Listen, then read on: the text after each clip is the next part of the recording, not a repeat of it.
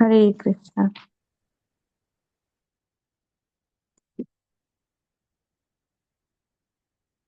Prayers.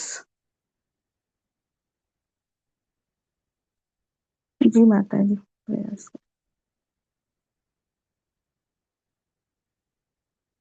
माता जी, पहले मंगलाचरण करूं कि प्रेयर्स करूं? एज यू विश माता जी। जी माता जी। मंगलाचरण। ओम अज्ञानतिमिरान्धस्य ज्ञानाञ्जनशलाकया चक्षुर्मिलितं येन तस्मै श्रीगुरवे नमः। श्रीचैतन्यमनोभीष्टं स्थापितं येन भूतले स्वयं रूप कदा मह्यं ददाति स्वपदान्तिकं। वन्देऽहं श्रीगुरु श्रीयुतपदकमलं श्रीगुरुन् वैष्णवांश्च श्रीगुरुं श्रीरूपं साग्रजातं सहगण रघुनाथान्वितं तं सजीवं साद्वैतं सावधूतं परिजनसहितं कृष्णचैतन्यदेवं श्रीराधाकृष्णपादान् सहगण ललिता श्रीविशाखान्वितां च। हे कृष्ण करुणा सिन्धु दीनबन्धु जगत्पते गोपेश गोपिकान्त राधाकान्त नमस्तुते। तप्त कांचन गौरांगी राधे वृंदावनेश्वरी वृषभानुसुते देवी प्रणमामि हरिप्रिये। वाञ्छाकल्पतरुभ्यश्च कृपा सिन्धुभ्य एव च पतितानां पावनेभ्यो वैष्णवेभ्यो नमो नमः। श्रीकृष्ण चैतन्य प्रभु नित्यानंद श्री अद्वैत गदाधर श्रीवासादि गौर भक्त वृंद। हरे कृष्ण कृष्ण कृष्ण हरे हरे, हरे राम राम राम हरे हरे। नमो विष्णुपादाय कृष्णपृष्ठाय भूतले श्रीमते भक्ति वेदांत स्वामिनिति नामिने नमस्ते सरस्वती देवी गौरवाणी प्रचारिणे निर्विशेष शून्यवादी पाश्चात्य देश सुधारिणे। ओम प्रेयर्स। नारायणं नमस्कृत्यं नरं चैव नरोत्तमं देवी सरस्वतीं व्यासं तो जयमुदीरयेत्। नष्टप्रायेषु अभद्रेषु नित्यं भागवत सेवया भगवतोत्तमश्लोके भक्तिर्भवति नष्टकिं। कृष्णाय वासुदेवाय देवकीनन्दनाय च नन्दगोपकुमाराय गोविन्दाय नमो नमः। मूकं करोति वाचालं पङ्गुं लङ्घयते गिरिं तत्कृपातमहं वन्दे परमानन्दमाधवम्। हरे कृष्णा। हरे कृष्णा माता जी।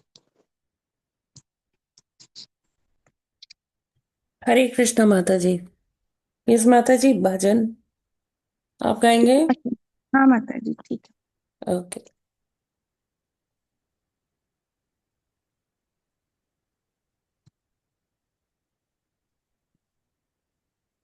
हरे कृष्णा। राधे जय जय माधव दैते, राधे जय जय माधव दैते। गोकुल तरुणी मंडल मोहिते, राधे जय जय माधव दैते। गोकुल तरुणी मंडल मोहिते, दामोदर रति वर्धन वेशे, हरि निकृष्ट वृंदा विपिन शेषे। राधे जय जय माधव दैते, गोकुल तरुणी मंडल मोहिते। राधे जय जय माधव दैते, वृषभानुदधि नवनशिलेखे। ललिता सखी गुण रमित विशाखे। राधे जय जय माधव दैते, राधे जय जय माधव दैते। गोकुल तरुणी मंडल महिते, करुणां कुरु मयि करुणा भरिते। सनक सनातन वर्णित चरिते, राधे जय जय माधव दैते। राधे जय जय माधव दैते। गोकुल तरुणी मंडल महिते, गोकुल तरुणी मंडल महिते। राधे जय जय माधव दैते। हरे कृष्ण माता जी, सादर प्रणाम। सारे भक्तों को सादर प्रणाम। कवच पढ़ने हैं आज। हरे कृष्ण माता जी, कवच हरे पढ़ने कृष्णा। हैं यस माता जी। जी। पहले कौन सा राम रक्षा पढ़ रहे हैं कोई? हाँ माता जी, हरे कृष्णा। पढ़िए सभी को माता दंडवत प्रणाम। नहीं, नारायण नारायण कवच पढ़ रहे हैं माता जी। माता जी, मैं नारायण कवच तो हम पढ़ रहे हैं ना। तो आप पढ़ लीजिए। नहीं नहीं, मंजुला माता जी राम रक्षा स्तोत्र पढ़ेंगी। जी, हरे कृष्णा। राम रक्षा स्तोत्रम विनियोग। अस्य श्री राम रक्षा स्तोत्रमन्तस्य बुधकौशिक ऋषि श्री सीता रामचंद्रो देवता अनुष्टुप छन्दः सीता शक्ति श्रीमान हनुमान किलकं श्री रामचंद्र पीतर्थे राम रक्षा स्तो जपे विनियोग्यः। ध्यानम् ध्यायेदाजानुबाहं संबद्धपदासनस्थं पीतं वासवसानं नवकमलदलस्पर्शनेत्रं प्रसन्नं वामाङ्कारूढसीतामुखं लोचनं नीताभं नानालङ्कारदीप्तं दहतमुजुटामण्डलं रामचन्द्रं स्तोत्रम् चरितं रघुनाथस्य षट्कोटि प्रविस्तरम् एकैकमक्षरं पुंसां महापातकनाशनम् ध्यात्वा निरुपदत्यामं रामं राजीवलोचनं जानकी लक्ष्मणोपेतं जटामुकुटमण्डितं सासीतूर्धनुबाणपाणिनताञ्चरान्तकं स्वलीलया जगत्रातु महावीरभूतमजं विभुं राम रक्षां पठेत् प्राज्ञः पापधनिं सर्वकामधाम शिरो मे राघव पातु भालं दशरथात्मजा कौसल्यो दृश्यो पातु विश्वामित्र प्रसूति ज्ञानं पातु मुखत्राता मुखं सौमित्र वत्सल दिव्यं विद्यानिधि पातु कंठं भरत वंदिता स्कंदो दिव्यादि पातु भुजो भग्नेश कार्मको तरो सीतापतु पातु हृदयं जाम जाम जगन्नाथ मध्यम पात भरदंची नाम जाम बदाश्य सुग्रीवेश कटि पातु शक्तिनि हनुमत प्रभु उरुरक्तम पातु रक्षा कुल विनाश कृत जानुनि सेतु पातु जंगे दशमुखांतक पादो विभीषण श्रीध पातु रामोखिलं बपु एताम राम बलोपेताम रक्षाम यः सुकृति पठेत् सचिरायु सुखी पुत्री विजयी विनयी भवेत् पाताल भूतल व्योमचारी न जुष्मपि सत्तास्ते रक्षितम राम नाम भी रामेति राम भद्रेति रामचंद्रेति वा स्मरन् नरो न लिप्यते पापैर्मुक्तिं मुक्तिं च वन्दिति जगज्जयत्रैक मंत्रिण राम नाम भी रक्षितम यह कंठे धाय तस्य कर सथा सर्व सिद्धया वज्रपंजर नामेदम यो राम कवचम स्मरेत हव्यताज्ञा सर्वत लभते जय मंगलम आदिष्टवान था सपने राम रक्षा में मांग हरा तथा लिखितवान प्राप्त प्रबुद्ध बुद्ध कौशिक आराम कल्प वृक्षाणाम विराम सकलाम पदाम अभिराम स्त्रीलोकानाम राम श्रीमान स्न प्रभु तरुणो रूप संपन्नो सुकुमारो महाबलो पुंडरी कविशालाक्षो चीर कृष्ण जिनाम्बरो फलमूलाशिनो दान्तो तापसो ब्रह्मचारिणो पुत्रो दशरथ सेतो भ्रातरो राम लक्ष्मणो शरणो सर्वसत्तानां सत्त्वानां श्रेष्ठो सर्वधनुष्मतां रक्षकुल निहंतारो त्रायितां न रघुतमा अत्तसधन धनुषा विष्णुप्रयास वक्ष्या शम्निशुम्भ शंगिनो रक्षणाय मम राम लक्ष्मणाय वग्रता पति सदैव गच्छतां सन्नद्ध कवची खड्गी चापाणो धरो युवा गच्छन् मनोसास्य राम पातु स लक्ष्मण रामो दशरथी शूरो लक्ष्मणान् चरो बलि काकुत्स पुरुष पूर्ण कौशल्य रघुतमा वेदांत वेदो यज्ञेशो पुराण पुरुषोत्तम जानकी वल्लभ श्रीमान प्रमेय पराक्रम इत्येतान् जपन्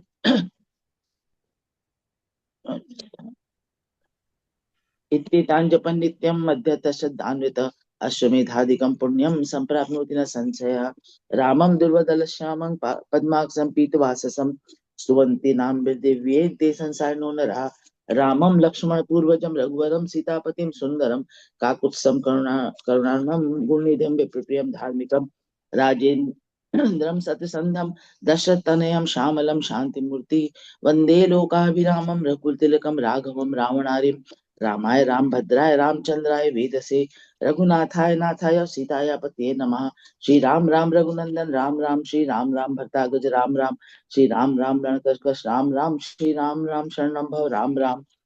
हरे कृष्णा माता जी, थोड़ा सा धीरे धीरे पढ़ेंगे, जी जी जी है ना, जिससे सब लोग थोड़ा कर लें ना। एक बार फिर जी से स्टार्ट करेंगे क्या? जी जी जी जी कर देंगे, आप धीरे भी पढ़ यस। लूंगी माता जी, सॉरी बार माता बुला जी, दीजिएगा। Sorry to disturb. No no problem, no problem, वो तो बहुत अच्छा है ना, जितनी बार पढ़े राम रक्षा उतना अच्छा है। और माता जी अर्थ भी समझ में आए तो ज्यादा अच्छा है। प्रभु जी, आप मैं सही भेज पढ़ दूं, मैं दूंगी, अर्थ भी अर्थ भेज आप दूं पढ़ लीजिएगा। माता जी, इसका अर्थ भी है मेरे पास, अर्थ का ही अर्थ सही हाँ, पढ़ देती हूँ मैं। मैं माता जी इसका पीडीएफ भेज दीजिएगा। जी अर्थ पढ़ूं कि नहीं पढ़ूं माता जी, सीधे सीधे पढ़ूं? नहीं, राम अर्थ रक्षा नहीं स्तोत्रम पढ़िए, जी अर्थ नहीं पढ़िए। जी जी दोनों को अस्य श्री राम रक्षा स्तोत्र मंत्रस्य बुद्ध कौशिक ऋषि श्री सीता रामचंद्रो देवता अनुष्टुप छंदः सीता शक्ति श्रीमान हनुमान किलकं श्री रामचंद्र पीतर्थे राम रक्षा स्तोत्र जपे विनोग्यः ध्यानं ध्यायेदाजानुबाहं वृत्तसरधनुषं बद्धपदासनस्थं पीतं वासवसानं नवकमलदल स्पर्धिनेत्रं प्रसन्नं वामाङ्कारूढ सीतामुखकमलमिललोचनं निर्दाभं नानालङ्कारदीप्तं ददतमुर्जटामण्डलं रामचन्द्रं स्तोत्रम् चरितं रघुनाथस्य शतकोटिपविस्तरम् एकैकमक्षरां पुंसां महापातकनाशनं ध्यात्वा निलोत्पलश्यामं रामं राजीवलोचनं जानकी लक्ष्मणोपेतं जटामुकुटमण्डितं सासीतूर्ण धनुर्बाण पाणिनत्ताञ्चरान्तकं स्वलीलया जगत्रातु महावीरभूतमजं विभुं राम रक्षां पठेत्पाज्ञः पापधनिं सर्वकामधां शिरो मे राघव पातु भालं दशरथात्मजा कौसल्यो दिश्यो पात विश्वामित्र प्रिय शूर्ति प्राणं खत्राता मुखम सौमित्र वत्सला जिव्यं विद्यानिधि पातु कंठं भरत बंदिता स्कंधो दिव्यायुध पातु भुजो भग्नेश कार्मको करो सीतापति पातु हृदय जाम जाम जग्नजित मध्यम पातु खरधंशी नाभिजाम वदाश्रिय सुग्रीवेश कटी पातु शक्तिनी हनुमत प्रभु उरुरक्तम पातु रक्ष कुल विनाश कृत जानुनी सेतु कृत पातु जंगे दशमुखांतक पादो विभीषण श्रीध पातु रामय रामोखिलं वपु एताम राम बलोपेताम रक्षाम यः सुकृति पठेत् सचिरायु सुखी पुत्री विजयी विनयी भवेत् पाताल भूतलव्योम चारिणा न दुष्टमपि सक्तास्ते रक्षितं राम नाम भी रामेति राम भद्रेति रामचंद्रेति वास्मरन् नरो न लिप्यते पापैर्भुक्तिं मुक्तिं च वन्दिति जगज्जयत्रैक मंत्रेण राम नाम भी रक्षितं यः कंठे धारयेस्त करस्यथा सर्वसिद्धया वज्रपंजन नामेदं राम वज्रपंजन नामेदं यो राम कवचम स्मरेत् अव्याहताज्ञ सर्वत्र लभते जय मंगलम आदिष्टवान यथा सपने राम रक्षामि मांहर तथा लिखितवान प्राप्त प्रबुद्धो बुद्ध कौशिकः आराम कल्प वृक्षाणां विराम सकलां पदाम् अभिरामस्त्रिलोकानां राम श्रीमांस न प्रभु तरुणो रूप संपन्नो सुकुमारो महाबलो पुंडरी कक्षालाक्षो चीर कृष्णाजिनांबरो फलमूलाशिनो दान्तो तापसो ब्रह्मचारिणो पुत्रो दशरथस्य तो भ्रात्रो राम लक्ष्मणो शरण्यो सर्वसत्त्वानां श्रेष्ठो सर्वधनुष्मतां रक्षा कुल निहंतारो त्रायतां नो रघुतमा अत सधंजा विश्वप्रयास वक्षयाशु शुंग निशुंग संगिनो रक्षणाय मम राम लक्ष्मण मणा वग्रतः पथि सदैव गच्छताम् सन्नद्धः कवची खड्गी चाप बाणो धरो युवा गच्छन् मनोरथाश्च राम पातु स लक्ष्मण रामो दशरथी शूरो लक्ष्मणानुचरो बली काकुत्स पुरुष पूर्ण कौसल्यो रघुतमा वेदांत वेदो यज्ञेश पुराण पुरुषोत्तम जानकी वल्लभ श्रीमान प्रमे पराक्रम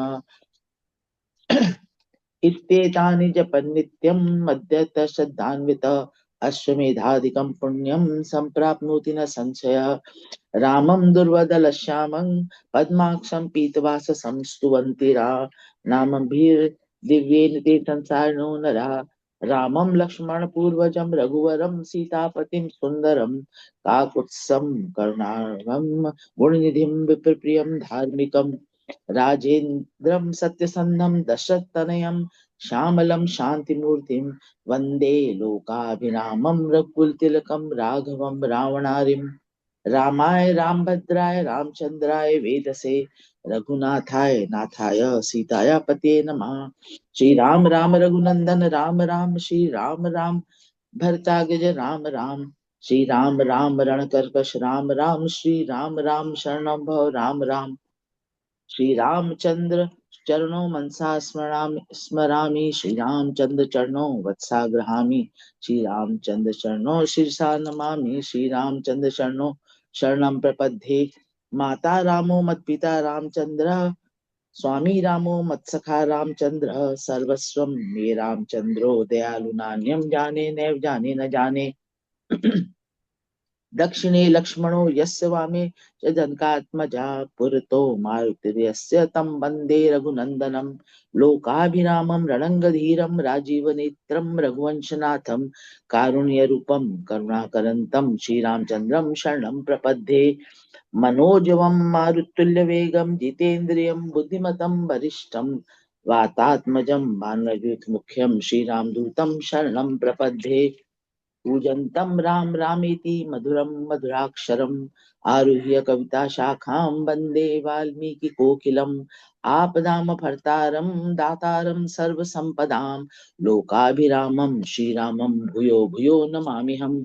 भर्जनं भवबीजानां मर्जनं सुखसम्पदां तर्जनं यमदूतानां राम रामेति गर्जनं रामो राजमणि सदा विजयते रामं रामेशं भजे रामेणाभिहिता निशाचर चमु रामाय तस्मै नमः। रामानास्ति परायणं परतरं रामस्य दासोऽस्म्यहं रामे चित्लय सदा भवतु मे भो राम मामुद्धर। राम रामेति रमे रामे मनोरमे सहस्रनाम तत्तुल्यं राम नाम वरानने सियावर रामचंद्र पद जय शरणम। हरे कृष्णा माता जी। कृष्ण अरे बहुत सुंदर माता जी। बहुत सुंदर। तो ये जो हम लोग आज ये विशेष सत्र में ये विशेष कर रहे हैं राम रक्षा स्तोत्र का पाठ और नारायण कवच का पाठ। तो ये इसीलिए है कि सभी भक्तों के लिए भक्त जो हैं सही रहें, स्वास्थ्य उनका सही रहे, मानसिक रूप से शारीरिक रूप से जब स्वस्थ रहेंगे तभी भक्ति भी हो सकती है। तो इसी क्रम में आगे हम लोग नारायण कवच का पाठ करते हैं। जी माता जी आरंभ कर दें। यस नारायण माता जी। कवच। श्रीराजोवाच यया गुप्तः सहस्राक्षः समाहान् रिपुसैनिकान् प्रीणन्यव विनिर्जित्य त्रिलोक्या बुभुजे श्रियम् भगवंस्तनममाख्याहि वर्म नारायणात्मकम् यथा आततायिनः शत्रून् येन गुप्तो अजयन्मुधे।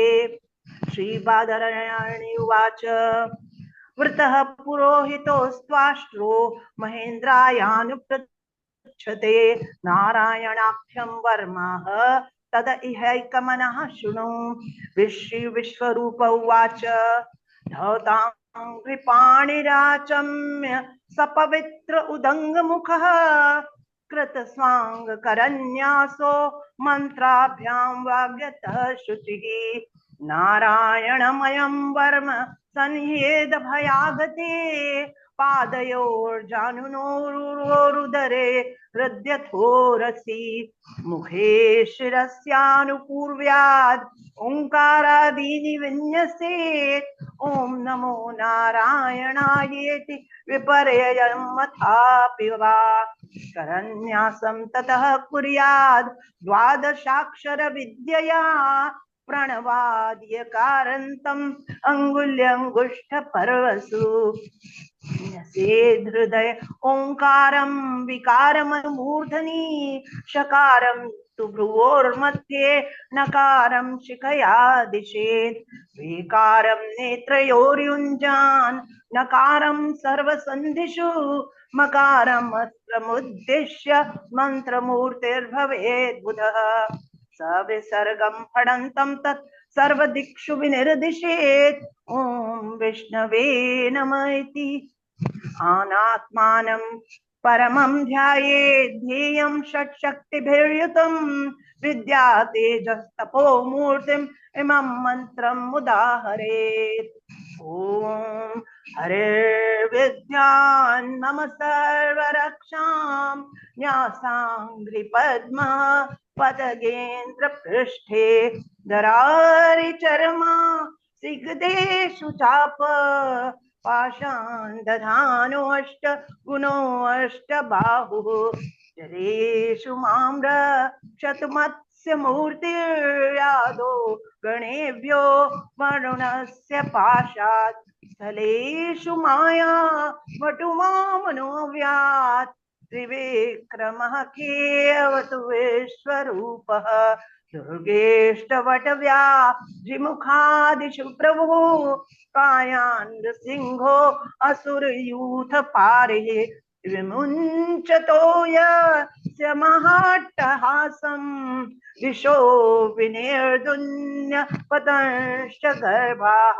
रक्षत्वसौ माध्वनियज्ञकल्पः स्वदंष्ट्रयोन्नीत धरोवराः रामोऽग्रिकूटे श्वथ विप्रवासे सलक्ष्मणो व्यात् भरताग्रजोऽस्मान् मामोग्रधर्मादखिलात् प्रमादान् नारायण पात् नरश्च हासात् दत्तस्वयोगा तथ योगनाथः पायात् गुणेशः कपिल कर्म बन्धनात् सनत् कुमारो अवतु कामदेवादयश्री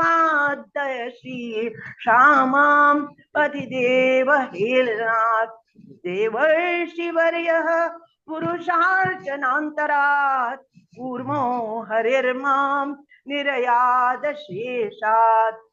धन्वन्तरिर्भगवान् पात्कपत्यात् द्वन्द्वाद्यऋषभो निर्जितात्मा यज्ञश्च लोकान् अवतात् जनान्तात् बलो गणात् क्रोधवशाद् इन्द्रः द्वैपायनो भगवान् प्रबोधात् बुद्धस्तु पाषण्ड गण प्रमादात् कल्की कलेः कालमलात् प्रपातु धर्मावनायोर्कृतावतारः मां केशवो गदया प्रातरव्यात् गोविन्द आसङ्गवमात्त वेणुः नारायणः प्राणोदात्त शक्तिर्मध्यं दिने विष्णुररीन्द्रपाणिः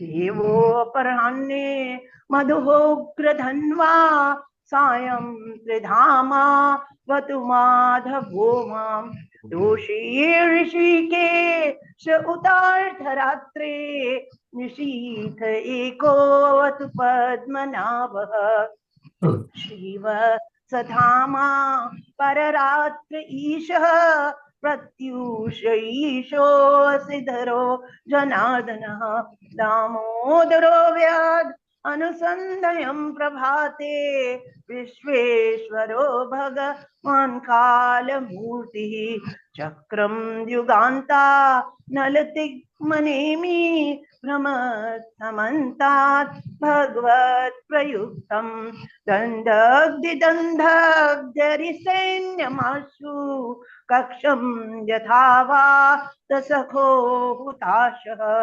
हृदयेऽस्मि स्पर्श न विस्फुलिङ्गे निष्पिण्डे निष्पन्ध्यजेत् प्रियासि कुष्माण्डवैना यकयक्षरक्षो भूतगृहाणाश्चूर्ण चूर्णयारीन् त्वं यातु धान प्रमथ प्रेतमात्र पिशाच विप्रग्रह घोर दृष्टि दरेन्द्र विद्रा स्वय कृष्ण पूरितो द्विमस्वनोर्हृदयानि कंपयन् त्वं तेक्मधारा शिवरारि सैन्यम् ईश प्रयुक्तो मम छिन्धि छिन्धि चक्षुंषि चर्मन् क्षतचन्द्र छादय द्विषाम भूनां हर पाप चक्षुषाम् यन्नो भयं ग्रहेभ्यो अभूत केतुभ्यो नृभ्य एव च सरीसृपेभ्यो दंष्ट्रिभ्यो भूतेभ्यो अहोभ्य एव च सर्वाणि एतानि भगवन्नाम रूपानुकीर्तनात् प्रयान्तु संशयं सद्यो येन श्रेय प्रतीपकाः गरुडो भगवान् स्तोत्र स्तोभश्छन्दोमयः प्रभो रक्षत्वशेष कृच्छ्रेभ्यो विश्वकसेनः स्वनामभिः सर्वापद्भ्यो हरेर्नाम रूपयानायुधानिनः बुद्धीन्द्रियमनः प्राणान् पान्तु पार्षदभूषणाः यथा हि भगवानेव वस्तुतः सच्चयत् सत्येनानेन नः सर्वे यान्तु नाशमुपद्रवाः यथैकात्म्यानुभावानां विकल्परहितः स्वयं भूषणायुधलिङ्गाख्या धत्ते शक्तिः स्वमायया तेनैव सत्यमानेन सर्वज्ञो भगवान् हरिः पातु सर्वैः स्वरूपैर्न सदा सर्वत्र सर्वगः विदिक्षु दीक्षूर्धवमदः समन्तात् अन्तर्बहिर्भगवान् नारसिंहः प्रहापयन् लोकभयं स्वनेन स्वतेजसाग्रस्तसतेजाः मधवन्दिरमाख्यातं वर्म नारायणात्मकं विजेष्यसे अंजसा येन दंशितोऽसुरयूथपान् एतद्धारयमाणस्तु यं यं पश्यति चक्षुषा पदावा संस्पृशेत् सद्यः साध्वसात् विमुच्यते न कुतश्चित् भयं तस्य विद्यां धारयतो भवेत् राजदस्युग्रहादिभ्यो व्याध्यादिभ्यश्च कर्हिचित् यम् इमां विद्यां पुरा कश्चित् कौशिको धारयन् द्विजः योगधारणया स्वाङ्गजहौ समरुधन्वनि तस्योपरि विमानेन गन्धर्वपतिरेकदा ययौ चित्ररथः स्त्रीभिर्वृतो यत्र द्विजक्षयः गगनान्यपतत् सद्यः सविमानो यवाक्षिराः सवालिखिल्य वचनादस्ति न्यादाय विस्मृतः प्राच्य प्राचीर सरस्वत्यां स्नात्वा धाम स्वमान्वगात् श्रीशुक उवाच यैदं शृणुयात् काले यो धारयति चादृतः तं नमस्यन्ति भूतानि मुच्यते सर्वतो भयात् एतां विद्यामधिगतो विश्वरूपाच्छतक्रतुः त्रैलोक्यलक्ष्मीं बुभुजे विनिर्जित्य मृधे असुरान् हरे कृष्ण कृष्ण कृष्ण हरे हरे हरे राम राम राम हरे हरे। श्री नारायण स्तोत्रम। बहुत सुंदर गाया माता जी ने। हरे कृष्णा जय श्रीमन हरे नारायण कृष्ण नारायण माता हरे जी, हरे। बहुत बहुत धन्यवाद। तो राम रक्षा स्तोत्र और नारायण कवच का भी पाठ किया। यस, बहुत सारे भक्तों को इतनी जल्दी में नहीं समझ में आया होगा, तो मैं आपको अभी ग्रुप्स में शेयर कर दूंगी क्लास के बाद। और उसमें हिंदी अर्थ भी है, तो आप लोग वो भी पढ़ सकते हैं। अभी समय का अभाव होने के कारण हम लोग हिंदी वाला नहीं पढ़ पाए। तो इसको आप लोग पढ़िएगा जरूर से, नित्य ही पढ़िए, बहुत अच्छा रहता है। तो जी माता जी। हरे कल हम कृष्ण। लोग नरसिंह कवच का पाठ करेंगे। कौन करना चाहता है नरसिंह कवच का पाठ? मैं कर लूंगी माता जी। हाँ, आप मैं करेंगे कर माता लूंगी। जी? जी जी। ठीक है, ठीक है। और राधा कृपा कटाक्ष स्तोत्र कौन पढ़ेगा? मैं पढ़ मैं दूं माता जी? माता जी मैं पढ़ूंगी, कटाक्ष इसमें तो मैं पढ़ूंगी, हरे कृष्णा जी करना राधा है। तो मैं पढ़ूंगी। कामा जी, आप राधा कृपा नरसिंह अवतार में भी पढ़ कटाक्ष। लूंगी।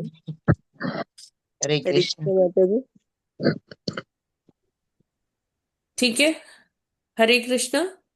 तो रोहिणी देवीदासी माता जी पढ़ेंगी नरसिंह कवच, और पूनम गुप्ता धन्यवाद माता जी पढ़ेंगी राधा कृपा कटाक्ष स्तोत्र। जी ठीक है। माता जी, धन्यवाद। पंचांग प्रणाम सभी भक्तों को। जी पंचांग माता जी थैंक यू।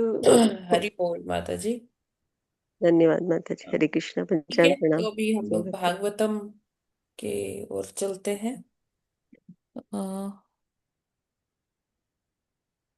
भूपत को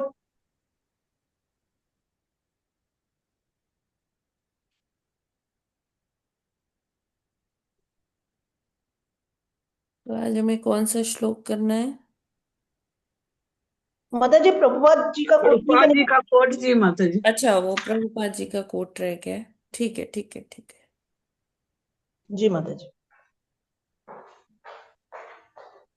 ठीक है, तो आज है 6 दिसंबर, और प्रभुपाद जी कहते हैं, भक्त पर दुखी होते हैं, वह ये भक्त का लक्षण है कि वे दूसरों को दुखी देखकर स्वयं दुखी हो जाता है। अहमदाबाद 6 दिसंबर 1972। तो यहाँ प्रभुपाद जी भक्त के गुणों की चर्चा कर रहे हैं कि कैसे भक्त जो है वो, उसका ये एक महत्वपूर्ण लक्षण है कि वो दूसरे का दुख देख कर दुखी हो जाते हैं, और इस तरह से मतलब वो उनमें इतनी संवेदना होती है ना, एम्पैथी। तो वो भक्त लोग फिर क्या करते हैं, वैसे वो अपने लिए भगवान से कुछ भी नहीं मांगते कि मैं स्वस्थ हो जाऊं, मुझे इस परिस्थिति से निकालो। वो खुद के लिए वो बड़े दृढ़ता से वो भक्ति करते रहते हैं बस। वो कुछ नहीं मांगते।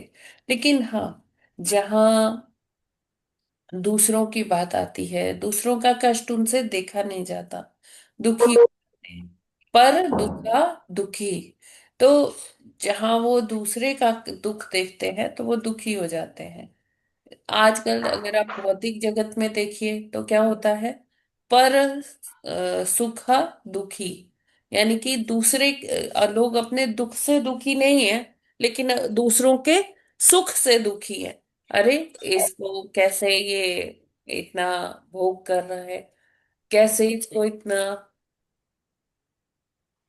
धन मिल रहा है, या ये कैसे खुश कैसे है।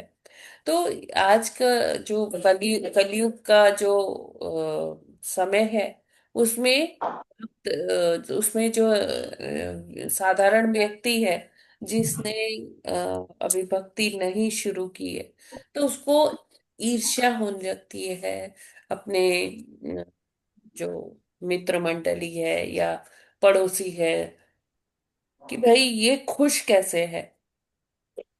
लेकिन इसी के विपरीत जो भक्त होते हैं, उनके अंदर ये स्वभाव, उनका स्वभाव बन जाता है, नैसर्गिक स्वभाव बन जाता है, कि जैसे ही वो किसी को कष्ट में देखते हैं तो वो भी दुखी हो जाते हैं।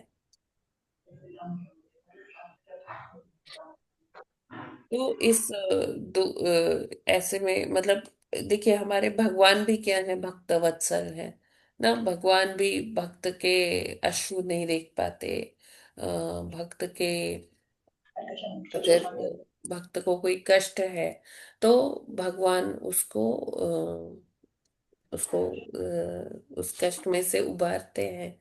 तो इसी तरह से भगवान के जैसे गुण भक्त में भी डेवलप हो जाते हैं, और अ, वो भी पर दुखी होता है ना। दूसरों का दुख देख के वो स्वयं भी दुखी हो जाता है ना। तो यही है साधु की निशानी, भक्त की निशानी, कि जो भक्त है वो अपने लिए एक समय नहीं मांगेगा, लेकिन भगवान से दूसरों के लिए वो जरूर कष्ट से निकलने के लिए प्रार्थना करता है।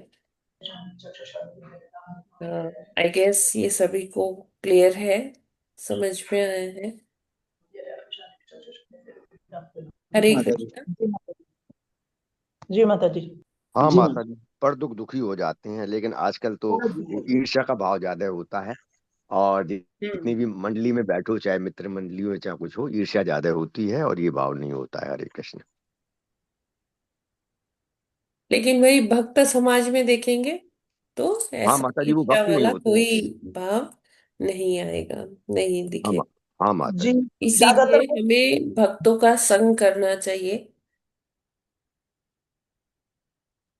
ज्यादातर सभी भक्त भक्त जनरली सारे भक्त जन कल्याण के लिए ज्यादा सोचते हैं।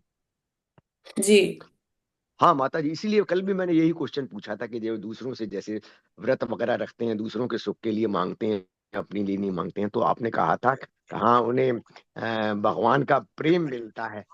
तो वही बात आज आ गई जी कि पर दुखी होते हैं, तो आज ये क्लियर हो गया। और अपने लिए कुछ नहीं मांगते हैं तो भगवान का प्रेम प्राप्त होगा उन लोगों को जो भक्त हैं। हरे कृष्ण माता जी। जी जी बिल्कुल। हरे कृष्ण माता जी। यस प्रभु जी, हरे कृष्ण। माता जी, रामायण में भी है ना, परम दुखी भय पवन सुत देखी जाने की हाँ देव। हाँ हाँ हाँ, यस जी माता जी। बिल्कुल। तो आज हम लोग को कौन सा श्लोका करना है माता जी? 27 हाँ 27 श्लोक 27 में करना है। हाँ माता जी, पढ़े। हरे कृष्ण। हाँ भरत भरत टीम की पारी। आप कल लक्ष्मण टीम ने पढ़ लिया था एक बड़ा श्लोक। माता जी, कल भरत ने पढ़ा था ना? हाँ, नहीं कल दोनों ने ही पढ़ा था, पहले भरत ने फिर लक्ष्मण टीम। अच्छा माता जी, ठीक है। हाँ अब तो याद है। 27वां श्लोक। एतावानेव योगेन समग्रेणेह योगिनः युज्यते अभिमतो ह्यर्थो यदसंगस्तु कृत्स्नशः। हरे कृष्णा। हरे कृष्णा। सभी को सादर प्रणाम। एतावानेव योगेन समग्रेणेह योगिनः युज्यते अभिमतो अर्थो यत् संगस्तु कृत्स्नशः। हरे कृष्णा।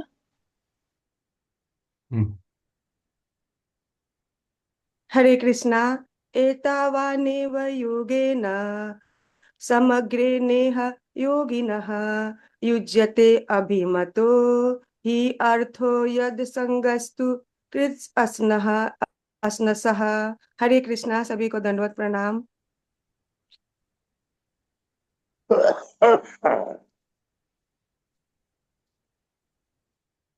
हरे कृष्णा, सभी को दंडवत प्रणाम। एतावानेन योगेन समग्रेण योगिनः युज्यते भीमतो अर्थो यद संगस्तु कृत्स्नसः। हरे कृष्णा, सभी को दंडवत। हरे कृष्णा। एतावानेव योगेन समग्रेण योगिना युज्यते अभिमतो हार्थो यद संगस्तु कीर्तिसन्नसः। हरे कृष्णा।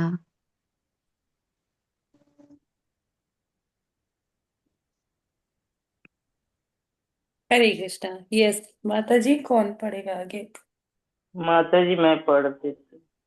हाँ ठीक है, मीरा माता जी पढ़िए। जी माता जी, हरे कृष्ण, दंडवत प्रणाम। एतावान इतना एव ही योगेन योगाभ्यास द्वारा समग्रेण संपूर्ण यह इस संसार में योगिना योगी का युज्यते प्राप्त होता है अभिमतः इच्छित ही निश्चय ही अर्थ अभिप्राय उद्देश्य यत जो असंग वैराग्य तू निसंदेह कृत्स्नसः पूर्णतया। अर्थ श्रील प्रभुपाद जी की है। समस्त योगियों के लिए सबसे बड़ी सूझबूझ तो पदार्थ से पूर्ण विरक्ति है, जिसे योग के विभिन्न प्रकारों द्वारा प्राप्त किया जा सकता है। तात्पर्य, योग 3 प्रकार के हैं: भक्ति योग, ज्ञान योग तथा अष्टांग योग। भक्त, ज्ञानी तथा योगी सभी भव बंधन से बाहर निकलने का प्रयास करते हैं। ज्ञानी अपनी इंद्रिय वृत्तियों को भौतिक कार्यों से पृथक करने का प्रयास करते हैं। ज्ञान योगी सोचता है कि पदार्थ असत्य है। माता जी थोड़ा ऊपर करेंगे। केवल ब्रह्म सत्य है। जी, भौतिक कार्यों से पृथक करने का प्रयास करते हैं। ज्ञान योगी सोचता है कि पदार्थ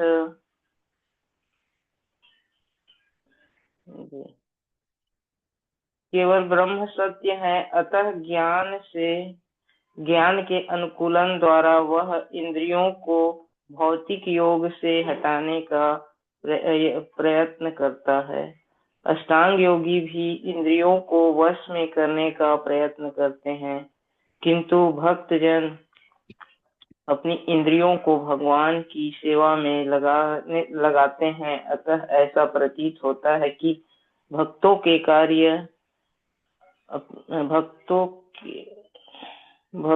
कार्य ज्ञानियों तथा योगियों से श्रेष्ठ हैं।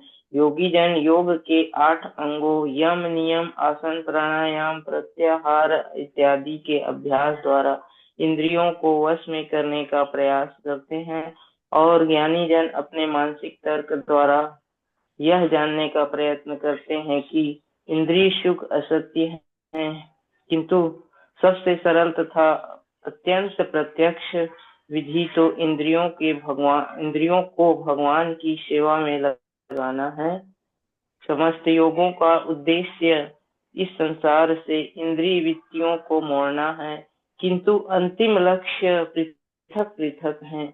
ज्ञानी ब्रह्म तेज से एकाकार हो जाना चाहते हैं, योगी परमात्मा का साक्षात्कार करना चाहते हैं, और भक्त कृष्ण चेतना तथा भगवान की दिव्य प्रेमा भक्ति उत्पन्न करना चाहते हैं।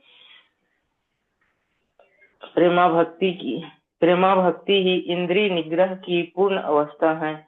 इंद्रियां वास्तव में जीवन के सक्रिय लक्षण है। इन्हें रोका नहीं जा सकता। इन्हें तभी विलग किया जा सकता है जब कोई श्रेष्ठ व्यवस्था हो, जैसा कि भगवत गीता में पुष्टि की गई है। परमं दृष्टा निवर्तन्ते। इंद्रियों के कार्यों को रोका जा सकता है, किंतु इन्हें श्रेष्ठ कार्य दे दिए जाएं। यह श्रेष्ठ कार्य इंद्रियों को भगवान की सेवा में लगाना है।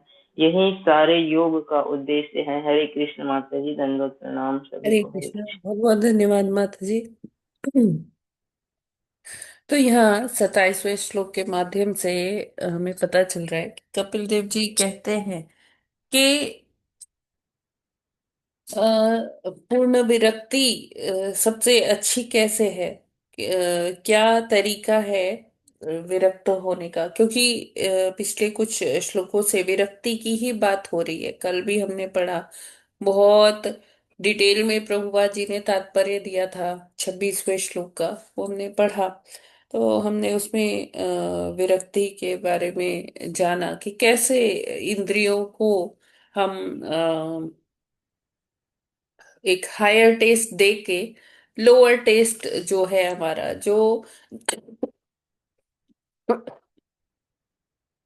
जो निम्न कोटि का सुख है ना, उसके पीछे हमारी इंद्रियां उन विषयों के पीछे पड़ी रहती है। लेकिन जब इन्हीं इंद्रियों को भगवत सेवा में लगाकर हम उच्च कोटि का स्वाद इन इंद्रियों को चखा देते हैं, तब ये इंद्रियां निम्न कोटि के सुख से विलग होकर पृथक हो जाती है, और फिर जो हायर टेस्ट है, जो उच्च कोटि का जो स्वाद है, वो उनको भा जाता है, और वो फिर कभी जो है उससे विलग नहीं होते।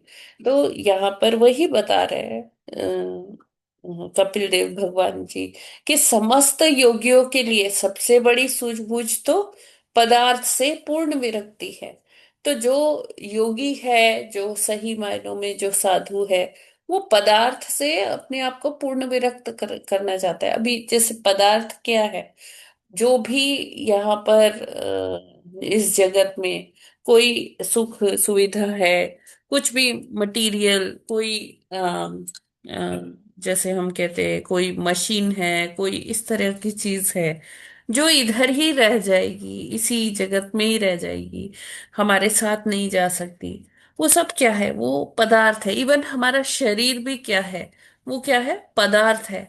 हमारा शरीर पंच महाभूत से बना हुआ है।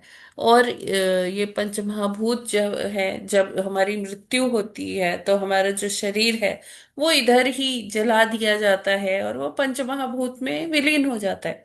इवन अगर आप देखें, अगर आपको याद हो कि जब हमने पढ़ा था कि कैसे ये समग्र जो ब्रह्मांड है, अनंत कोटि ब्रह्मांड जो है, वो जब प्रलय आती है तो कैसे पूरा पूरा ब्रह्मांड ध्वस्त हो जाता है। तो उसमें से भगवान क्या करते हैं कि धीरे धीरे एक एक जो घटक है, पंचमहाभूत है ना, जो सूक्ष्म जो घटक है, मन बुद्धि अहंकार है, फिर जो स्थूल घटक है, धीरे धीरे भगवान पहले पृथ्वी तत्व खींचते हैं, फिर जो है ये जल तत्व खींचते हैं। तो धीरे धीरे ये पंच महाभूत सब जो है रॉ मटेरियल के फॉर्म में सारे ये चीजें जिनसे निर्माण होता है ब्रह्मांड का, वो सब अपने अपने वो जगह पर चले जाते हैं और पूरा पूरा ब्रह्मांड ध्वस्त हो जाता है। तो पदार्थ से इसीलिए कहा गया है कि पदार्थ के लिए हमें क्या अपने मन में हम वो रखें कि हमें ये चाहिए। अभी हम चाहे जितना बड़ा घर बनाए, अगर ब्रह्मांड ध्वस्त हो रहा है तो वो घर भी ध्वस्त होगा ना। तो हमें किसी भी चीज से मोह माया नहीं रखनी चाहिए। इसीलिए कहा गया है ये सारी चीजें क्षण भंगुर है। ये देखिए, एक निमिष काल में सब क्षण सब जो है नष्ट हो जाता है। जितने में भगवान की पलक झपकती है उतने में सारे ब्रह्मांड बनकर ध्वस्त भी हो जाते हैं। तो हमें इतना उससे मोह माया नहीं होना चाहिए। इसीलिए यहाँ कपिल देव भगवान जी कहते हैं कि समस्त योगियों के लिए सबसे बड़ी सूझबूझ, जो उनका सबसे बड़ी जो कह दीजिए बुद्धि है, वो क्या है कि पदार्थ से विरक्त हो जाना, जिसे योग के विभिन्न प्रकारों द्वारा प्राप्त किया जा सकता है। तो योग में जो अष्टांग योग में जो यम नियम आसन प्रत्याहार ये सारी 8 चीजें अष्टांग योग का बताया गया है, तो उससे ये प्राप्त किया जा सकता है। यहाँ पर वैसे केवल अष्टांग योग ही नहीं, यहाँ प्रभुपाद जी बताते हैं कि 3 प्रकार का है ये सूझबूझ जो जिसकी बात हो रही है, 3 प्रकार की पद्धति से ये अचीव कर सकते, ये प्राप्त कर सकते हैं पूर्ण विरक्ति। तो वो क्या है? एक ज्ञान योग है, जिसमें व्यक्ति ज्ञान का अनुशीलन करता है, ज्ञान प्राप्त करता है, वेद पढ़ता है, सारे उपनिषद पढ़ता है, और उससे ज्ञान प्राप्त करके वो इस लेवल तक पहुंच सकता है जहां वो अपनी इंद्रियों को भटकने से रोकता है, इंद्रियों को इंद्रियों विषयों में पढ़ने से रोक पाता है, उसको अपनी इंद्रियों को काबू में कर पाता है। दूसरा तरीका क्या है? अष्टांग योग है। अष्टांग योग में क्या होता है? अलग अलग आसन करके, अलग अलग श्वास क्रियाएं करके व्यक्ति अपनी इंद्रियों को तब भी काबू में कर सकता है। उसमें कुंडलिनी जागरण वगैरह होता है, जो 7 चक्र होते हैं उनको हील करके चक्र को उनको जागृत किया जाता है, और उस अवस्था में पहुंचा जाता है कि जहां पदार्थ से विरक्ति भी हो जाती है और भगवत प्राप्ति भी हो सकती है।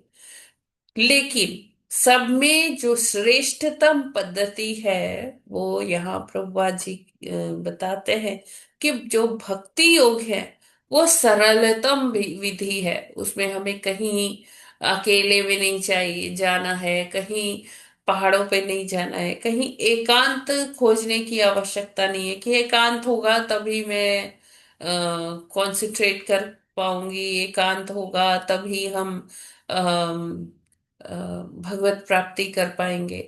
तो ये अष्टांग योग के लिए तो सही है। इट होल्ड्स गुड फॉर अष्टांग योग और ज्ञान योग, कि उसमें एकांतवास होना चाहिए, ज्यादा डिस्टरबेंस नहीं होना चाहिए।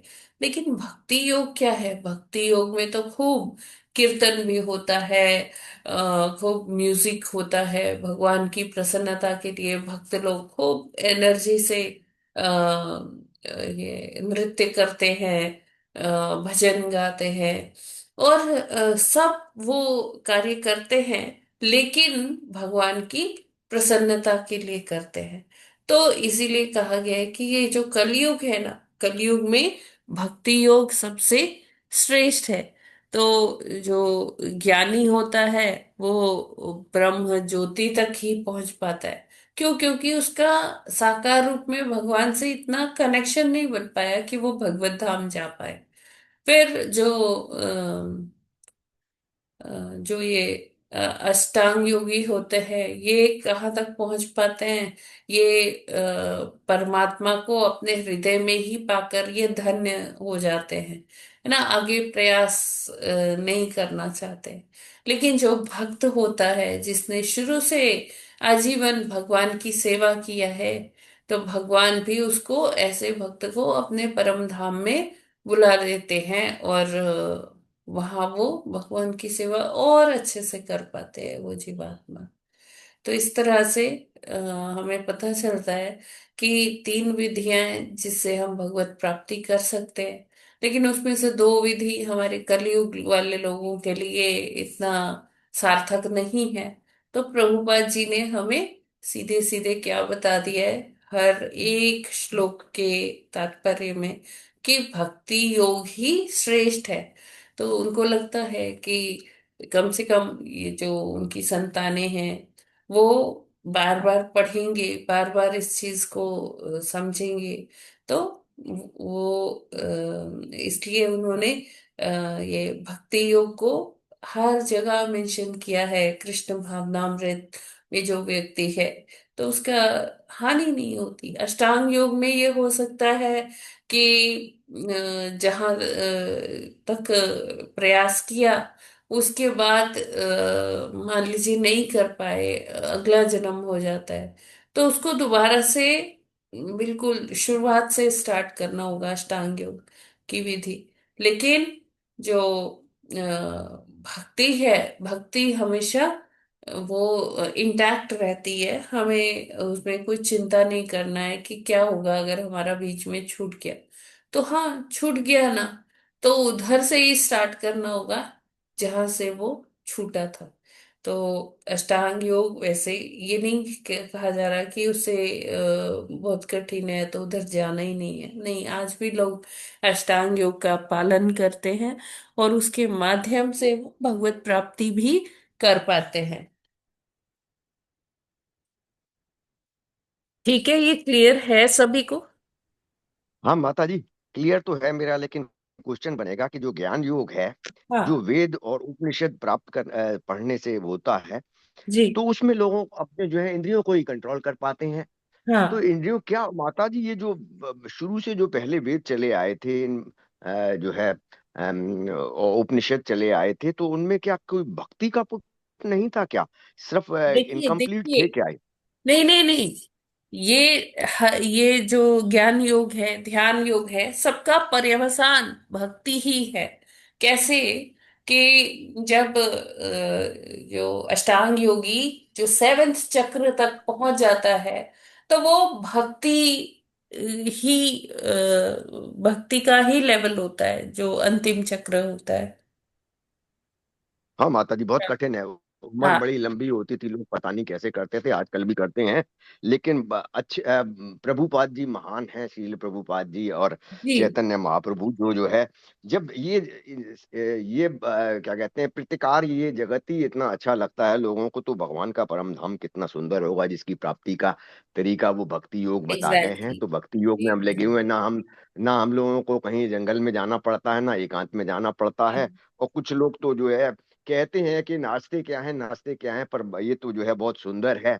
सारे के सारे भक्त मिलते हैं और साथ में जो है संकीर्तन होते हैं, तो संकीर्तन में एक तरह का बहुत अच्छा समय जो है वो होता है, और नाचते हैं, गाते हैं, खुश रहते हैं, फिर भी भगवान का परम धाम प्राप्त करते हैं। तो भक्ति योग से तो कोई अच्छा योग हुआ ही नहीं। और बाकी और योग तो जो है समय का जो है, और पूर्णता भी अगले जन्म में फिर दोबारा से शुरू करना पड़ता है। इसमें भक्ति योग में कुछ रह भी जाए तो बाद में प्राप्ति हो जाती है उससे ऐड होकर।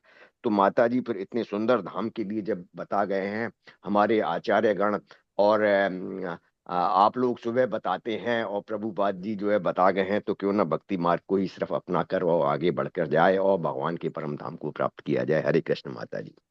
जी जी प्रभु जी, बहुत सुंदर, बहुत अच्छा। यस, और किसी का कोई प्रश्न है क्या इसमें? जी हरे कृष्ण माता जी। हरे कृष्ण प्रभु जी। माता जी हम लोग भागवतम पढ़ रहे थे तो ज्ञान योग में आएगा ना, नहीं, चाहे गीता भागवतम पढ़ते। भक्ति योग में ही आएगा प्रभु जी। ओके, तो ज्ञान योग ज्ञान के में लिए वही नहीं। वेद।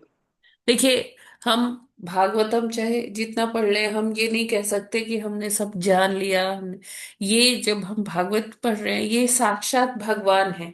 ये हम नित्यम भागवत सेवा कर रहे हैं भागवत जी की, पढ़ के। ठीक है। तो ये नहीं समझना चाहिए कि हम भागवत का पढ़ रहे हैं तो हम ज्ञान ले रहे हैं। इसमें क्या है, भगवान की लीलाएं। भक्त इसलिए भागवतम पढ़ते हैं, गीता पढ़ते हैं, कि वो भगवान की ही सेवा के भाव से इसे पढ़ रहे हैं। हम पहले ही कह देते हैं कि नित्यम भागवत सेवया, कि हम मैं नित्य दिन ही भागवत की सेवा करना चाहता हूँ। तो इसलिए हे भगवान, अपनी कृपा दृष्टि मुझ पर बनाए रखे। हे गुरुजन, अपने ज्ञान की शलाका से जो है मेरा जो तमस है, जो अंधकार है, मेरा अज्ञान रूपी अंधकार है, उसको आप दूर कीजिए। तो ये पूरा भक्तिमय सेवा है प्रभु जी, भागवत पढ़ना।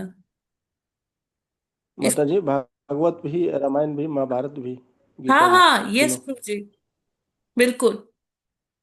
बट माता जी ये भागवतम का वर्णन, अच्छा रामायण गीता का वर्णन तो उसमें भी है, वेद में भी है। वेद में है, कोई बात नहीं, लेकिन वो व्यक्ति ना इसलिए पढ़ता है कि चलो मैं वेद पढ़ लेता हूँ ना, मेरे को सब समझ में आ जाएगा, एकदम ज्ञान प्राप्त हो जाएगा। जबकि ये जो है भागवत जो है, हम लोग प्रभुपाद जी हम लोग को क्या सिखाए हैं कि आप जप करिए, ज्यादा से ज्यादा अच्छी क्वालिटी का जप करिए, तो आपको भागवतम पढ़ने में रुचि होगा। भागवतम पढ़ते जाइए नित्य दिन, तो आपको जप करने में रुचि आएगा। तो ये जो भागवत पढ़ना, जप करना, ये क्या है, ये भक्ति योग में ही आता है। ठीक है। जो इसे ज्ञान के लिए पढ़ते हैं, तो वो उनका कॉन्सेप्ट अलग हो जाता है। लेकिन हम जिस मंतव्य से पढ़ रहे हैं, वो भक्ति के ही मंतव्य से पढ़ रहे हैं। हमारा जो मंतव्य है, हमारा जो जो सोच के हम पढ़ रहे हैं ना, ये सोच के नहीं पढ़ रहे कि हमें ज्ञान मिलेगा, हमारी प्रशंसा होगी, इसलिए नहीं। हाँ, हमारे मन में भगवान के लिए प्रेम जागृत हो, इसलिए हम पढ़ रहे हैं, ये लीलाएं सुन रहे हैं, भागवत जी पढ़ रहे हैं। ठीक है। देखिए, एक जी माता। ऐसा ऐसा प्रसंग आता है कि परीक्षित महाराज कुछ प्रश्न किए। तो वो ऐसे ही था कि इस भौतिक जगत का था। तो सुखदेव जी को इतना आनंद नहीं आया। तो उन्होंने ऐसे ऊपर ऊपर से ही बोला। ठीक है। लेकिन जब परीक्षित महाराज जी ने ऐसा प्रश्न किया कि मैं इस भवसागर से कैसे निकलकर भगवत प्राप्ति करूं। तो कुछ उन्होंने ऐसा प्रश्न किया। तब सुखदेव जी जो है, तब वो एकदम अपने पूरे फुल स्विंग में आते हैं, फुल मूड में आते हैं, और वो कहते हैं कि अ, अ, वो भगवान से प्रार्थना करते हैं कि अब जो है मैं नहीं बोल पाऊंगा, आप मुझे आप जो बोलवाना चाहते हैं मुझसे वो बुलवाई। तो ये क्या है, ये भक्ति का वो भक्ति योग है ना, कि भक्ति भगवान में इतनी श्रद्धा है, भगवान के प्रति इतना समर्पण है, प्रेम है, तभी हम इस तरह से कर सकते हैं। ठीक है प्रभु जी। जी माता जी, रामायण भी भगवान शिव माता पार्वती को सुना रहे थे, हाँ असुर आ रहे बिल्कुल थे उनके भी। जी। जी माता, तो समझ शिव, गया माता जी, ये भाव पर माता डिपेंड करता है, पार्वती भाव इसलिए कैसा है। नहीं, माता पार्वती इसलिए नहीं प्रश्न कर रही हैं बार बार कि उनको ज्ञान प्राप्त हो, है ना, वो तो वैसे ही विदुषी हैं, लेकिन वो इसलिए बार बार शिव जी से प्रश्न करती हैं कि वो इतनी सुंदर, इतनी जो मधुर लीला है उसका रसपान कर पाए। जी माता जी,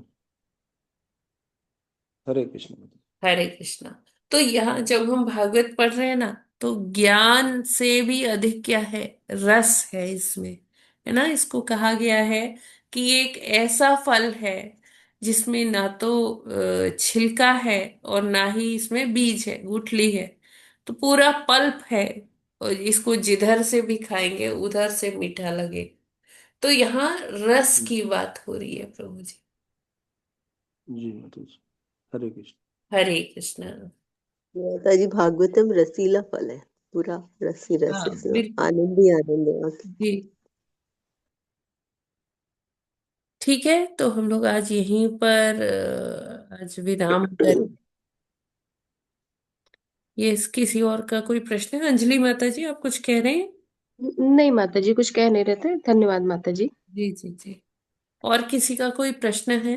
माता जी कभी कभी ये आता है कि लीलाएं, भगवान की कथाएं, तो हाँ क्या एक ही बात नहीं है माता जी? जो लीला भी पढ़ते हैं हम, तो हाँ। कथा के रूप में ही तो पढ़ते हैं, क्या बहुत ज्यादा डिफरेंस है इन दोनों नहीं, चीजों में? इसमें ज्यादा कोई डिफरेंस नहीं है प्रभु जी। हरे कृष्ण माता जी, हाँ देखिए, ठीक है, लीला इसलिए कहा जाता है कि जैसे जो उच्च कोटि के भक्त होते हैं, वो उसी लीला में प्रविष्ट हो जाते हैं, उनको दिखती है लीला। ठीक है, इसलिए इसे लीला और कथा अलग अलग कहा जाता है। कथा क्या है, श्रवण करना।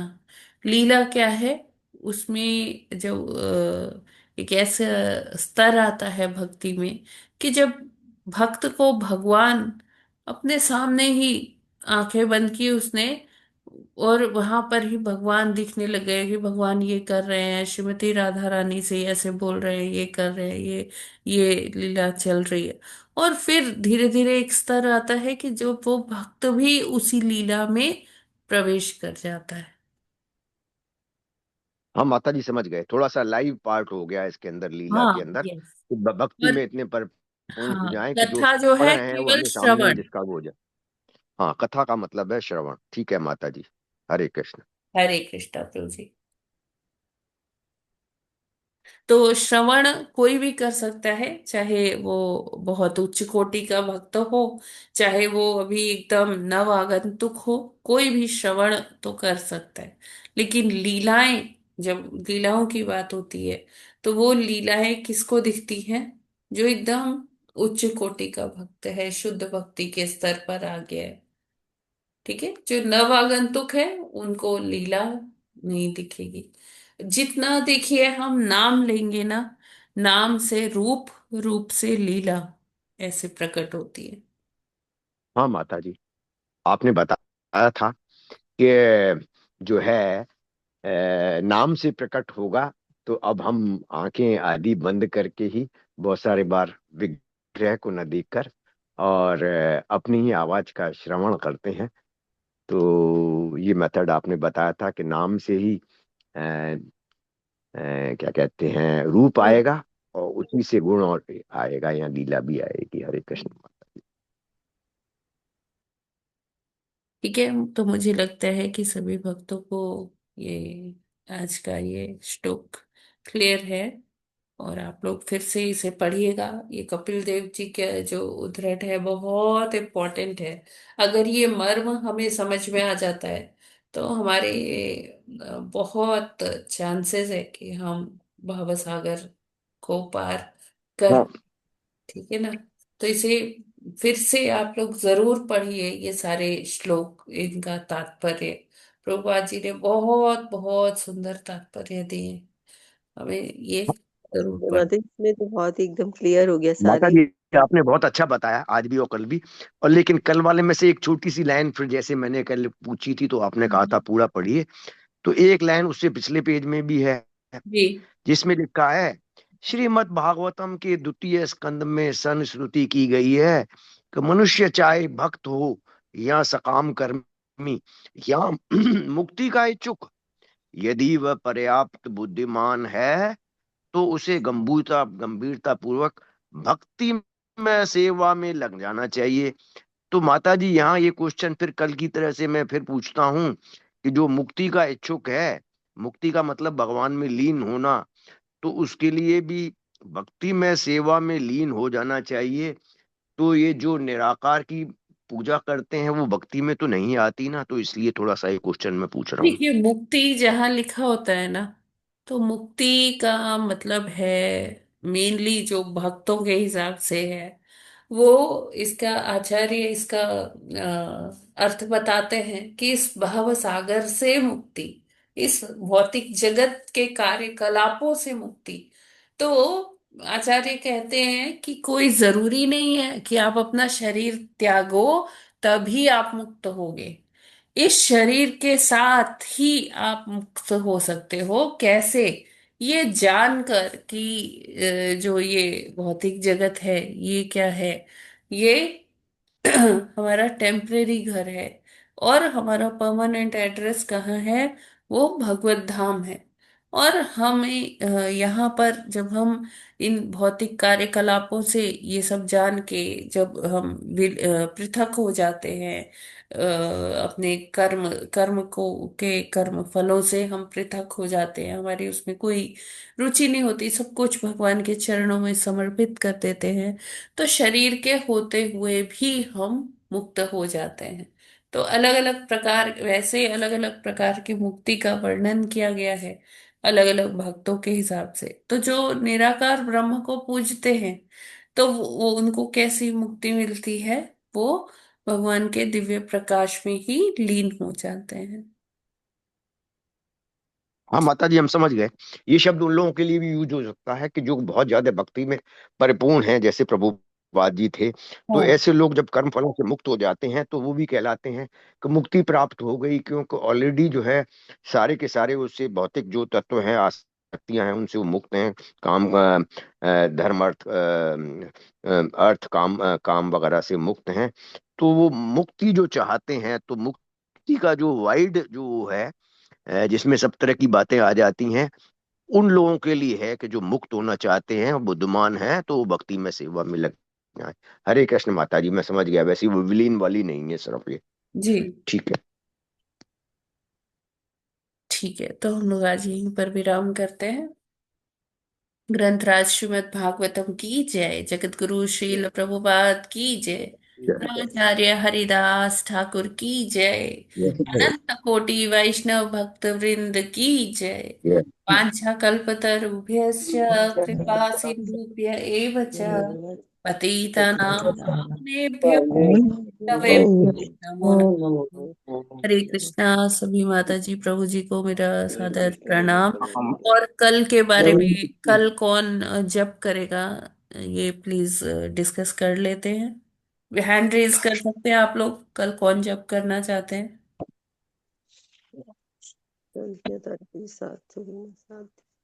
हरे कृष्णा।